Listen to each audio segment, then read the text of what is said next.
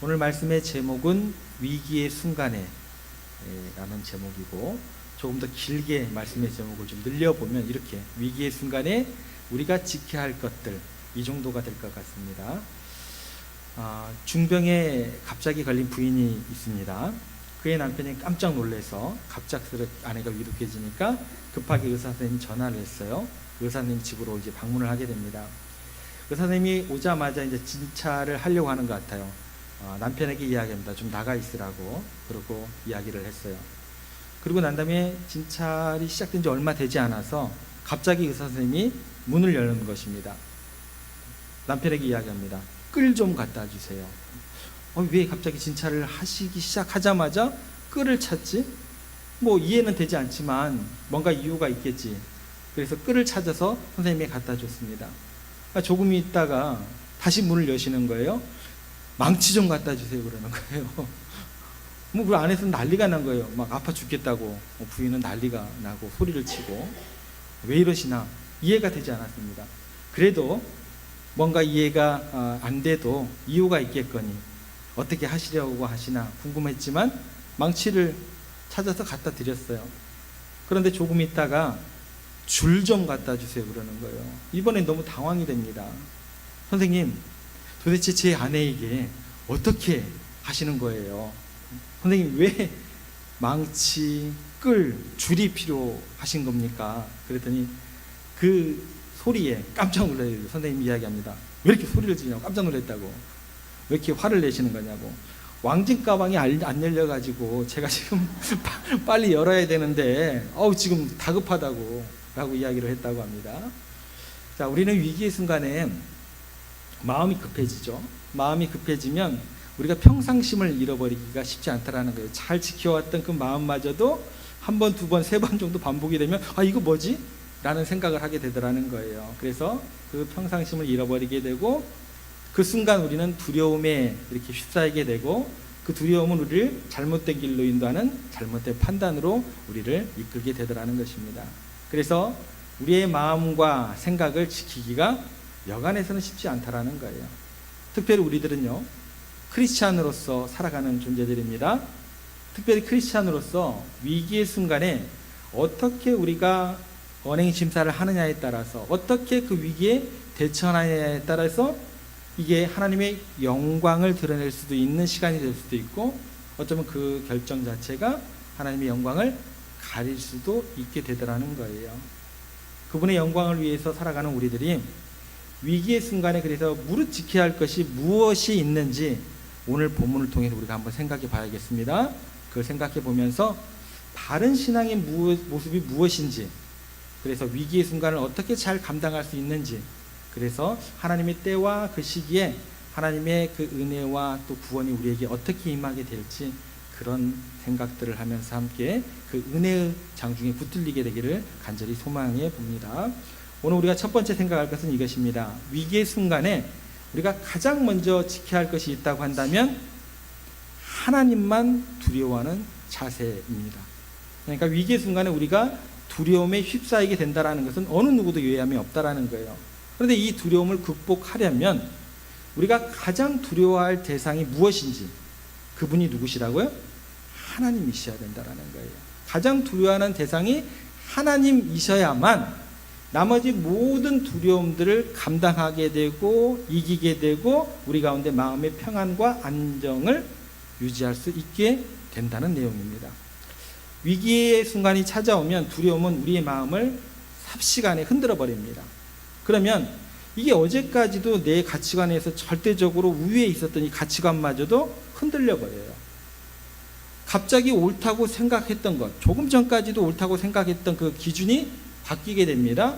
그래서 나오는 게 뭐냐면 평소에 하지 않던 행동을 내가 하게 되고 저 사람이 하게 되는 거예요. 다른 행동을 하게 되더라는 거예요. 그래서 그것 때문에 결과적으로 심각한 문제가 일어나게 됩니다. 그래서 우리들은 어떻게 해서든지 어떤 상황 가운데서든지 이 두려움을 잘 다스릴 수 있어야 돼요. 잘 컨트롤할 수 있어야 된다는 것입니다. 어느 유명한 피아니스트가 질문을 받았어요. 악보를 기억하는 데 있어서 가장 어려운 점이 무엇입니까? 라는 질문을 했더니 그 피아니스트가 이런 말을 했습니다. 그것은 두려움입니다. 악보를 내가 순간 까먹으면 어떻게 하나? 라는 그런 생각, 그런 두려움이 제일 큰 문제입니다 라고 이야기를 하면 이렇게 이야기를 합니다. 그 마음이 한번 들면 연주할 때 이상하게만큼, 이 신기하리다만큼 꼭 두려움이 들었던 그분을 지나갈 때 되면 꼭 까먹게 되더라고요. 꼭 그래서 실수하게 됩니다 라고 이야기를 했습니다.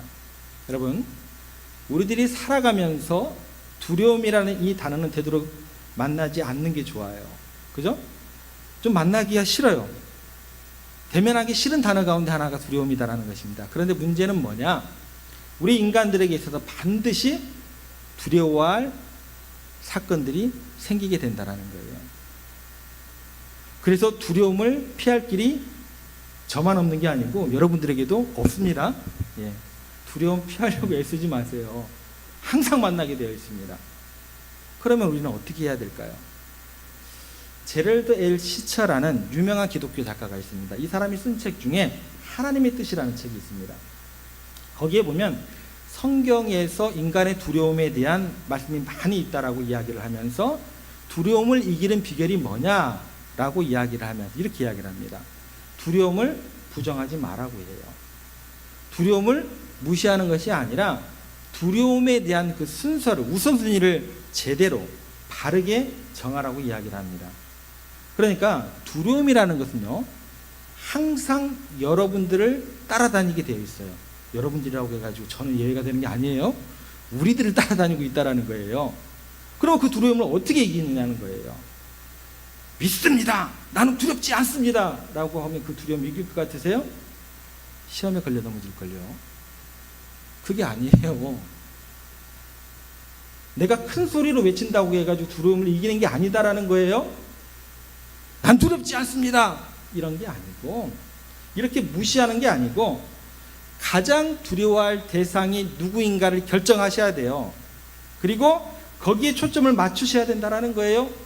거기에 초점을 맞추면 나머지 작은 두려움들은 어떻게 될까요? 하나씩 하나씩 희미해집니다. 그러다 어떻게 되는 거예요? 사라지게 됩니다. 오늘 본문에 나오는 다윗이라는 인물이 이 두려움에 대한 순서가 뒤바뀌어 버려요. 예전에는 안 그랬거든요. 이 두려움에 대한 순서가 잘못되면서 실수를 하게 되고 이게 문제가 계속해서 연속으로 발생을 하게 됩니다. 위기의 순간에 다윗이 갑자기 순서가 뒤바뀌면서 사람을 두려워하는 것으로 바뀌게 됩니다. 한번 10절하고 11절 말씀 저희가 한번 같이 읽어보겠습니다. 함께 읽습니다. 아기스가 이르되 너희가 오늘은 누구를 침노하였느냐 하니 다윗이 이르되 유다 네겝과 여라무엘 사람의 네겝과 겐 사람의 네겝이니이다 하였더라. 다윗이 그 남녀를 살려서 가드로 데려가지 아니한 것은 그의 생각에 그들이 우리에게 대하여 이르기를 다윗이 행한 일이 이러하니라 하여 블레셋 사람들의 지방에 거주하는 동안에 이같이 행하는 습관이 있었다 할까 두려워함이었더라. 다윗이 뭐를 두려워했어요? 그 중간에 보면 그의 생각이 온통 어디에 붙잡혀 버린 거예요. 그의 생각에 그들이 우리에게 대하여 이르기를 그들이 나를 어떻게 이야기할까? 그 생각이 완전히 잡혀버린 거예요.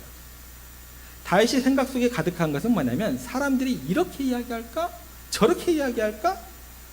다윗에 대한 평가, 우리에 대한 평가, 이런 다윗의 습성이 있었다고 말할까? 그것을 뭐예요? 그것을 두려워함이었더라. 그렇게 이야기를 하고 있어요. 누구를 두려워하고 있어요? 사람을 두려워하고 있습니다. 사람을 두려워하고 있어요. 이렇게 사람들의 평가를 염두하고 행동을 하다 보니까 다윗이 어떤 행동을 하게 되냐면 소문을 어떻게 해서든지 퍼뜨리지 못하게 하고 싶었어요. 소문을 퍼뜨리지 못하게 하려고 쳐들어가서 재산만 뺏어가지고 오면 좋을 텐데, 우양만 뺏어오면 좋을 텐데, 소문을 퍼뜨리지 못하게 하려고 재산만 뺏어온 게 아니라 어떻게 했다고요? 남녀노소를 살려두지 않고 다 죽여버립니다. 큰일을 벌여버렸어요. 위기의 순간에 사람을 두려워하고 사람에게 잘 보이려고 하다 보니까 자기의 거짓말은 어떻게 해서든지 가려야겠어요. 거짓말을 무마하기 위해서 그렇게 생명을 소중하게 여겼던 그 다윗이 엄청나게 많은 죄 없는 사람들을 죽이는 일을 서슴없이 벌이게 됩니다. 다윗이요, 이 위기의 순간에 사람들이 내게 어떻게 평가하느냐, 여론이 어떻게 형성되든 무슨 상관일이야, 나는 하나님을 두려워하는 존재이기 때문에 하나님 앞에서 내가 진실하면 되지 라고 하나님만 두려워했다고 한다면 이런 일이 일어났을까요? 일어나지 않았을까요? 일어나지 않았을 거예요. 그런데 이 문제는 그래도 약소합니다. 더 큰 문제가 뭔 줄 아세요? 다윗이 이렇게 사람들에게 잘 보이고 인정받으려고 하는 이 시점부터, 이 순간부터 다윗의 인생은 점점 더 비참해집니다. 하나님의 종이 아니라 이 순간으로부터 사람의 노예가 됩니다. 사람의 종이 되기 시작합니다. 그래서 12절에 보시면 아기스가 다윗을 이제부터는, 이 순간부터 완전히 자기의 장난감으로 여겨버려요. 한번 12절 말씀 저희가 같이 한번 읽어보겠습니다. 아기스가 다윗을 믿고 말하기를, 다윗이 자기 백성 이스라엘에게 심히 미움을 받게 되었으니 그는 영원히 내 부하가 되리라고 생각하니라. 다윗이 아기스를 의지해도 너무나 의지를 한 것 같아요. 지나칠 정도로 의지를 했습니다. 이제 하나님의 보호하심에 대해서는 깡그리 잊어버려 버렸어요. 잊어버린 지 오래예요. 그리고 아기스의 철저한 보호 아래 있기를 원하면서 뭐를 달라고 그랬어요? 성 좀 주세요. 좀 은혜를 좀 베풀어 주세요. 하나님은 잊은 지 오래예요. 내게 좀 은혜를 베풀어 주시고 내가 은혜를 입었다고 하면 제게 좀 거할 성 좀 주세요 라고 이야기를 하고 있어요. 그리고 성을 딱 받았어요. 받고 난 다음에 어떻게 해요? 뭔가 더 확실한 평가를 좀, 인식을 좀 심어주고 싶어요. 쳐들어가요. 전리품을 막 뺏어왔죠? 여기 있습니다. 바치게 되더라는 거예요. 이 일 후로 아기스 왕이 너는 영원히 내 부하다, 하나님의 종이 아니라 내 종이다, 이렇게 생각을 하게 됩니다. 사람을 두려워하게 된 다윗은요, 위기의 순간에 잘 지켜둔 기준이 바뀌게 되고 가치 기준이 사람에게서 그 잘 보이려고 하는 그런 것들로 전환이 되니까 행동으로 옮겨지게 되고, 그러다 보니까 평소에 다윗이라면 하지 않을 법한 다른 행동을 하게 되고 엄청난 죄를 저지르면서도 양심의 가책을 못 느끼는 다윗으로 그렇게 전락을 하게 됩니다. 이것 때문에 많은 심각한 문제가 일어나게 됩니다. 결국 이 다윗이 어느 정도까지 비참한 지경에 이르게 되느냐, 어느 정도까지 떨어지게 되느냐 한번 보면은 28장 1절에 가면 이제 드디어 이제 아기스가 본성을 드러내게 됩니다. 이빨을 드러내기 시작해요. 28장 1절에 보면 이렇게 나옵니다. 그때 블레셋 사람들이 이스라엘과 싸우려고 군대를 모집한지라 아기스가 다윗에게 이르되 너는 밝히 알라. 너와 내 사람들이 나와 함께 나가서 군대에 참가할 것이니라. 지금 블레셋이 이스라엘 쳐들어가려고 군사를 일으켰어요. 그러니까 이스라엘 치러 가는데 아기스가 다윗에게 지금 뭐라고 얘기하냐면 너 똑바로 알아야 돼. 너 분명히 알아야 돼. 너 명심해야 돼. 너와 너의 모든 군대는 나와 함께 이스라엘을 치러 들어가야 된다라고 이야기를 하고 있다라는 거예요. 얼마나 비참한 일이에요. 순식간에 이게 무슨 일이냐는 거예요.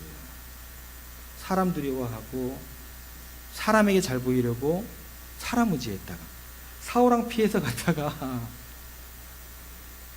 어쩔 수 없이 아기야상을 의지해야 되고 그 사람 의지했다가 결국은 그 사람이 시키는 대로 민족의 반역자가 될 수밖에 없는 이런 비극적인 운명에 누가 처했어요? 네, 다윗이 처했어요. 왕년의 그 다윗이 이런 비극적인 인생 가운데 처하게 되었다라는 거예요.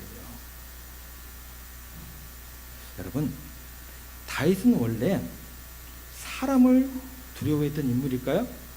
절대 다윗의 과거에는 사람 두려워하지 않았던 사람입니다. 모든 사람들이 두려워서 벌벌 떨고 있었던 그 골리앗을 보면서 다윗은 그 골리앗을 보고 두려워했던 사람이 아니에요. 그 뒤에 보이지 않는 하나님을 보고 두려워했던 사람이에요. 골리앗을 두려워했던 것이 아니라 만군의 여호와의 이름을 도리어서 두려워했어요. 그래서 만군의 여호와의 이름으로 부르면서 나아갔던 사람이 누구예요? 다윗이었어요. 어마무시한 다윗이었습니다. 그런데 위기의 순간에 두려워하는 대상의 순서가 우선순위가 뒤바뀌어 버립니다.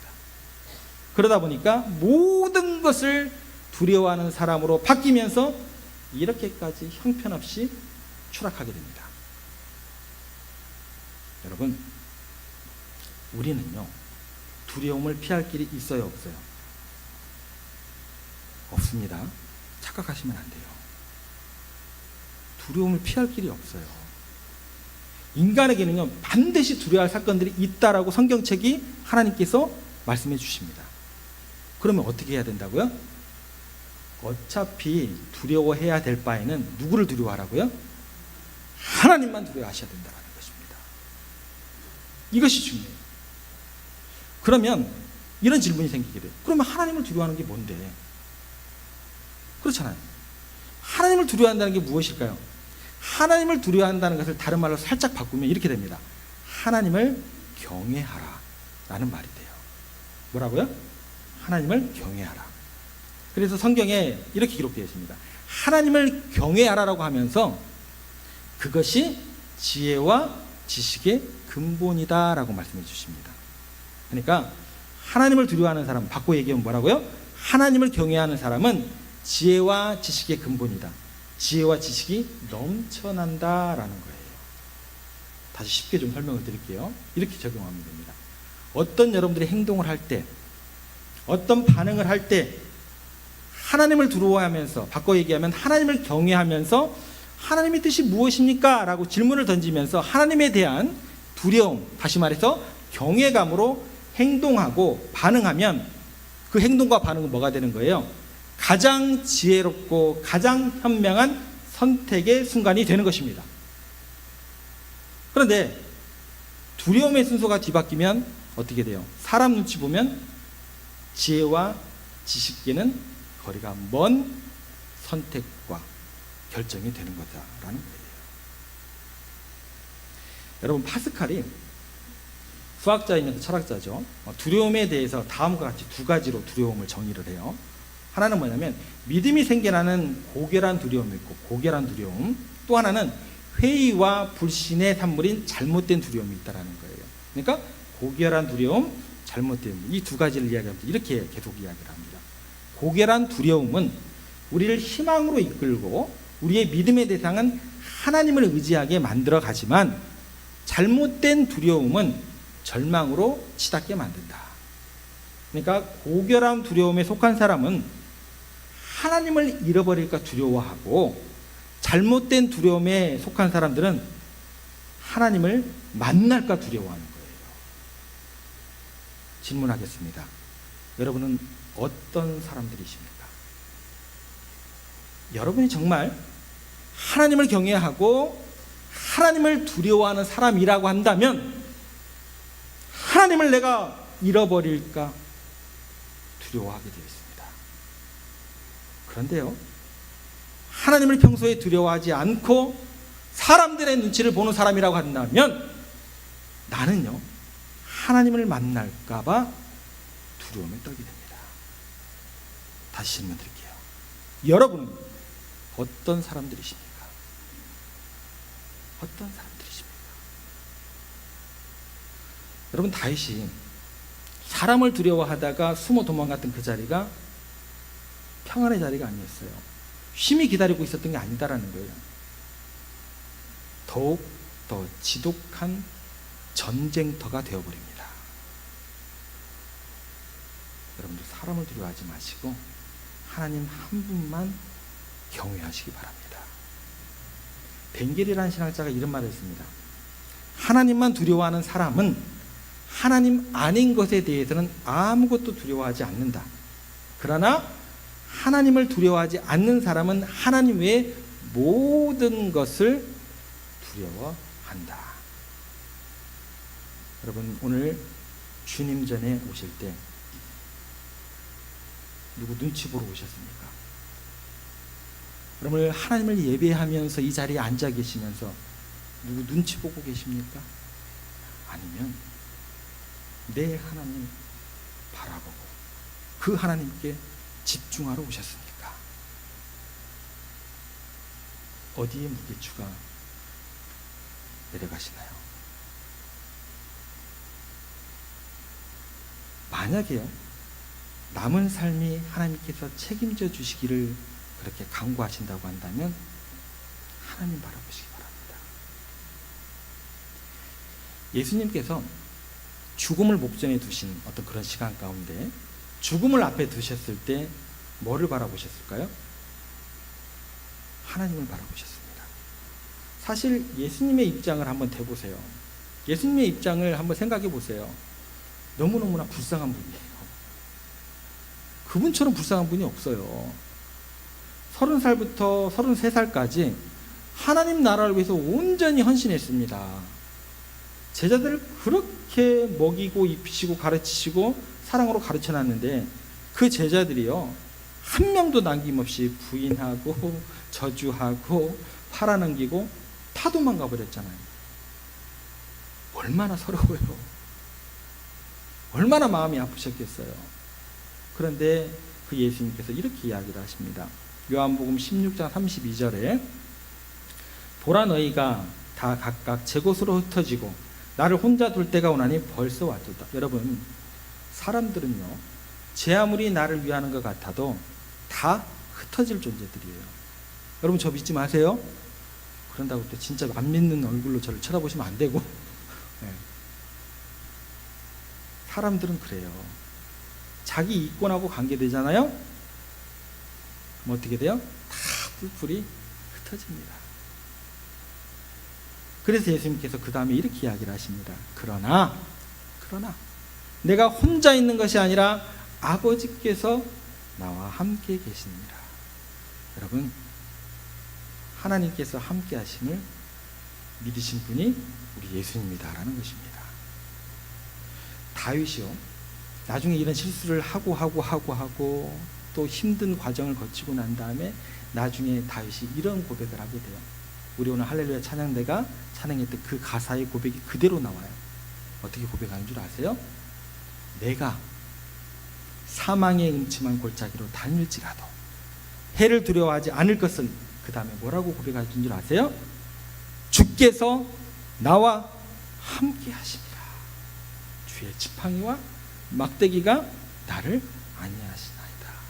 여러분, 하나님만 두려워하시고 하나님만 경외하시면서 그 하나님만 바라보시기를 바랍니다. 하나님의 말씀을 귀하게 여기고 하나님을 경외하면서 그 말씀대로 순종하는 사람은요, 결코 혼자가 아니다라고 말씀해 주십니다. 요한복음 8장 29절 말씀 저희가 한 목소리로 읽습니다. 나를 보내신 이가 나와 함께 하시도다. 나는 항상 그가 기뻐하시는 일을 행함으로 나를 혼자 두지 아니하셨느니라. 내가 경외하는 그 하나님께서 어떠한 상황 가운데서 나와 동행하시고 지켜주시고 위대한 삶으로 바꾸어 주실 줄 믿으시기 바랍니다.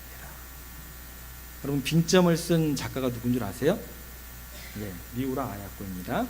미우라 아야코는요, 한평생 결핵, 척추 카리에스, 대상포진, 직장암, 파킨슨병 등 더 있다는 거죠. 많은 병으로 어려움을 겪었습니다. 특별히 꽃 같은 나이에 24살부터 37살까지는요 아예 침대 위에서 꼼짝을 못했다고 해요. 이후로는 나아졌냐? 아니래요.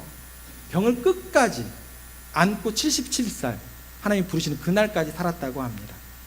그의 생애는 오로지 하나님의 은혜와 기도로 살았던 질고의 한평생이었지만 그녀의 삶은 우리들이 보기와는 다르게 참으로 의미 있고 가치 있는 삶을 살았다라고 스스로 고백을 하더라는 거예요.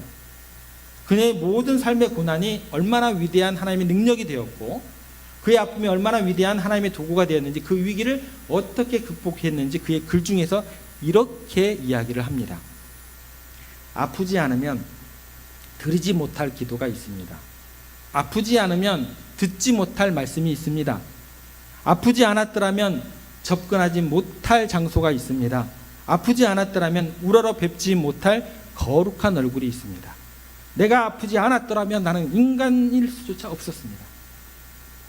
아팠기 때문에 기도했고 아팠기 때문에 하나님의 말씀에 귀를 기울였고, 아팠기 때문에 하나님을 예배했고, 아팠기 때문에 거룩한 하나님을 내가 만날 수 있었고, 아팠기 때문에 신앙인이 되어서 감사하는 사람이 될 수 있었습니다. 미우라 교회 고백이에요. 여러분, 어떤 아픔이 여러분들에게 있으세요? 남들에게 감추고 싶은 내면의 아픔의 위기, 또 경제적인 위기, 그 모든 위기의 순간에 우리는 어떻게 내 마음을 지켜가야 할 것인가를 오늘 다시 한번 말씀으로 생각하고 고민해 보시기 바랍니다. 사실 오늘 본문에 나오는 이스라엘 백성들의 시대적 배경이 어떤 줄 아세요? 우리의 배경하고 비할 바가 아니에요. 말도 못해요. 우리들보다 더 절박한 상황 가운데 있는 이스라엘 백성이다라는 것입니다. 왜냐하면 자기들이 섬기는 사울왕은요, 지금 제정신이 아니에요. 귀신 들려 있거든요. 귀신이 들려가지고 다윗 왕만 잡으러 다니는 거예요. 그래서 블레셋이 전쟁을 일으킨 것을 알아요, 몰라요? 그것도 몰라요. 이뿐이 아닙니다. 바로 이 다음 장면에 가면 하나님을 안 찾고 그래서 점쟁이를 찾으러 가요. 그게 왕이에요. 왕이 그 짓 하고 있어요. 점쟁이 찾으러 가고 있어요, 그 왕이. 그뿐만이 아닙니다. 다윗은 블레셋의 앞잡이가 되어 있어요. 그래가지고 그 맨 선봉에서 이스라엘 쳐들어오고 있어요. 누가요? 그 다윗이. 이 이스라엘 백성들이 사울을 의지하겠습니까? 골리앗을 쳐서 무너뜨린 다윗을 의지하겠습니까? 아니면 적국의 왕인 아기스 왕을 바라보겠습니까? 희망이 없는 시대였어요. 구원자가 없는 시대였습니다. 그런데요, 이야기의 결국은 어떻게 된 줄 아세요? 하나님이 살아계시고 그 하나님께서 자기 백성을 버리지 않으시고 결국에는 이스라엘을 구원하십니다. 여러분, 지금 위기의 순간에 여러분들은 사람을 바라보시겠습니까? 김정은이 두려운 거예요? 푸틴이 들어온 거예요? 김정은이 회개를 하면 우리 가운데 희망이 주어질까요? 천만의 만만의 말씀입니다. 아니면 미국이 두려운 거예요? 러시아가 두려운 거예요? 중국이 두려운 거예요? 일본이 두려운 거예요? 그런 열방들을 의지해야 할까요? 우리는 살아계신 하나님을 두려워하고 그 하나님을 경외해야 됩니다. 위기의 순간에 지킬 만한 것을 지키지 못하면 두려움 속에서 우리는 100% 잘못된 반응을 하게 되어 있습니다. 부디 여러분, 하나님을 두려워하시면서 하나님을 경외하시면서 사순절 기간을 지나고 있으면서 하나님 앞에 다시 무릎 꿇으시기 바랍니다. 다시 한번 하나님의 은혜를 갈망하시는 그런 사순절 기간 되셔야 돼요. 하나님을 신뢰하시고 그렇게 하나님께 영광을 돌리는 위기 속에서 위대한 기회를 만들어 가시고 개척해 나가시는 그런 거룩한 백성, 하나님의 성도, 우리 세종교회 모든 가족들 되시기를 주님의 이름으로 축복합니다.